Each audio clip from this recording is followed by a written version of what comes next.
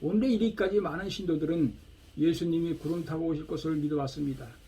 그러나 일찍이 엘리야 재림의 실체가 보여준 대로 재림 때에도 초림 때와 마찬가지로 그가 육신을 쓰고 탄생하시라는 것을 부정할 아무런 근거가 없는 것입니다. 초림 때에도 성서적인 근거에 의해서 메시아는 구름을 타고 오실 것으로 믿고 있는 신도들이 많았습니다. 다니엘서 7장 13절에 인자 같은 이가 하늘 구름을 타고 와서라는 내용이 되겠습니다. 그러나 예수님은 실체에 있어서 육신을 쓰고 탄생하셨습니다.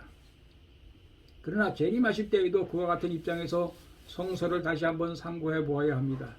누가복음 17장 24절에서 25절을 보면 예수님은 재림하실 때에 많은 고난을 받으며 이 세대에게 버림받아야 한다고 말씀하셨습니다.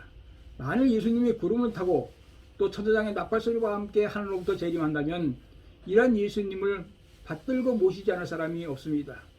그러나 예수님이 지상에서 탄생하시는 몸으로 나타나시면 이단자로 몰려 고난을 당하게 될 것이 예상되었기 때문입니다.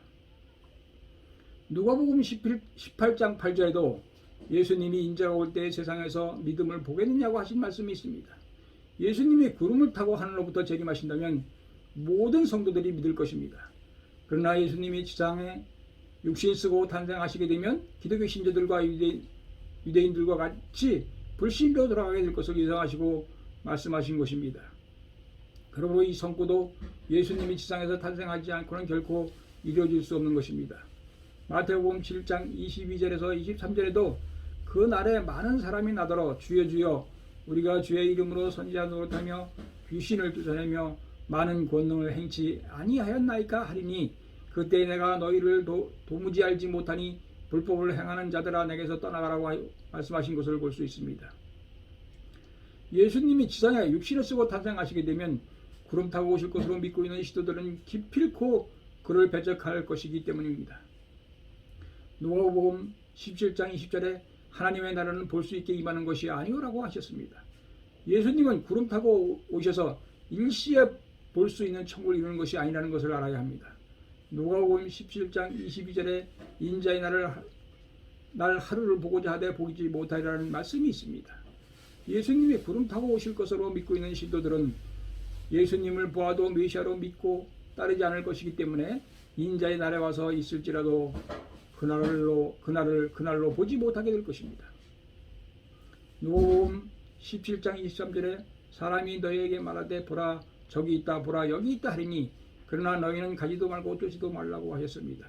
심령이 어느 기준에 도달한 성도들은 너는 주라는 계시를 받게 되는데 그들이 그 원리를 모르면 스스로 재림주로 자처하게 되어 오시는 주님 앞에 적 그리스도가 됩니다. 누가복음 17장 24절에 번개가 하늘의 이편에서 번뜩하여 하늘의 저편까지 비침같이 인자도 자기 나라에 그러하리라고 말씀하셨습니다.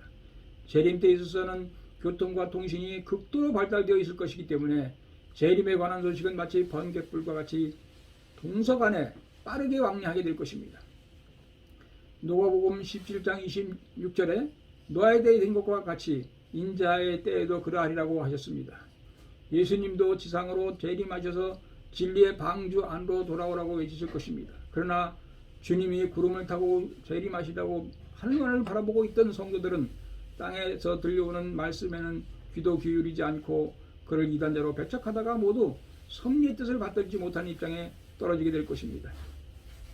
누가복음 17장 33절에 무릇 자기 목숨을 보존하고자 하는 자는 잃을 것이요 잃는 자는 살리라고 하신 말씀이 있습니다.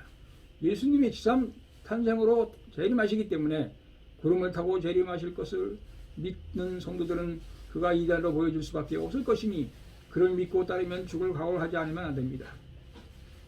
예수님은 지상 천국을 복귀하셔 복귀된 전 인류의 참부모가 되시고 그 나라의 왕이 되셔야 할 것이었습니다.